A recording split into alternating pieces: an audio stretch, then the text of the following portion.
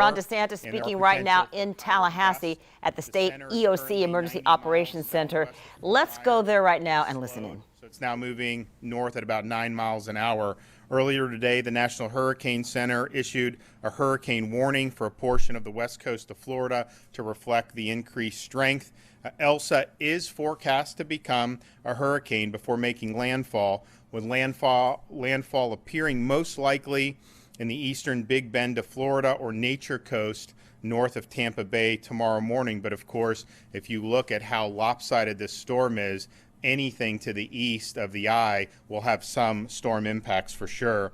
Hurricane warnings are in place for the following 7 counties: Dixie, Levy, Citrus, Hernando, Hillsborough, Pasco, and Pinellas, and there are tropical storm warnings in place for 28 other counties. There's a tornado watch for South Florida until 11 p.m. tonight, and additional watches for Northeast and Central Florida are possible late tonight or Wednesday morning. There's a moderate flash flood risk for Florida's west coast until Wednesday morning, with flood watches also in effect. I've amended my emergency order to include Baker, Bradford, Clay, Duval, Nassau, Putnam, and Union counties, and that's reflecting the path of the storm. All models agree it's going to ride the west coast of Florida, then it's going to bear northeast into the peninsula and likely go through northeast Florida. So the total counties under state of emergency are now at 33. The state EOC here has moved to a level 1, so that's 24-hour operations, and we did that partially because the impacts to some of the more rural, fiscally constrained counties. We've been in contact with all those counties, let them know we want to be here to supplement and support as need be. There are about 1,500 customers across Florida experiencing power outages, but we've got, between all the various utilities, more than 7,000 restoration personnel prepared to respond to these outages. In the event that counties need to provide food and water to residents, we've prepared supplies for points of distribution, including forklifts, traffic cones, tents, and other necessary items. We've staged 24 generator units, 24 water pumps, 5 HVAC units, and 64 pieces of equipment, such as forklifts and pallet jacks used at logistical staging areas.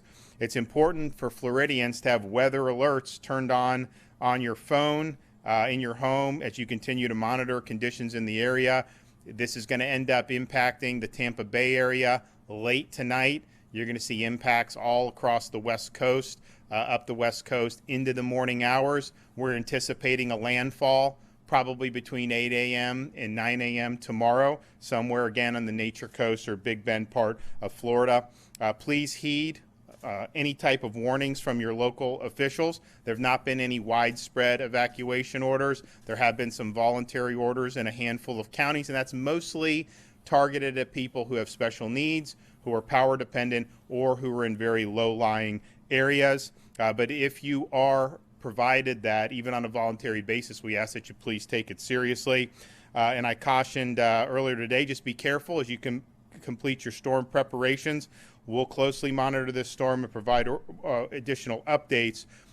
The roads will be dangerous as this storm passes through, and in some ways it's fortunate this is going to be in the wee hours of the night. There probably won't be a lot of traffic on the roads in places like the Tampa Bay area and in the Nature Coast, midnight, 2 a.m., 3 a.m. But this is not a time to joyride. You do have hazardous conditions out there. And then if you do have a power outage, please, if you do use a generator, understand you cannot allow the exhaust to be inside your home, inside your garage. And if you set it up right outside a window and have the window open, you can still get the exhaust to come into the house. That will lead to carbon monoxide. We see fatalities. We've seen them the last 4 years in Florida as a result of that. So please, if you are experiencing a powder outage and you're going to use a generator, make sure that that exhaust is exhausting away from your home and is not being done inside the structure. We'll continue to have updates. We don't anticipate major changes to the track at this point. But if there is, obviously, we will be getting those from the National Hurricane Center, and we'll be passing along that accordingly. I'm going to let Kevin Guthrie, our Emergency Management Director, come up and say a few things. Thank you, Governor. Thank you for your leadership in this response.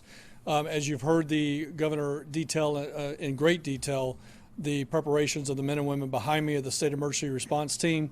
They are prepared for this disaster, and they work 24/7 to ensure that we're ready for it. Again, you heard quite a few details from the governor on the actual capabilities. The State Logistical Resource Center is also working 24 hours a day, 7 days a week, with approximately 50 National Guardsmen to help us there. And the last thing that I would say is, since we have very few power outages now, I would remind people, if they wake up in the morning and they start to have damage, they see damage, the best thing that you can do as a homeowner is to go out and photograph that damage. Make sure you take pictures before you start cleaning up, especially if you have any type of flooding.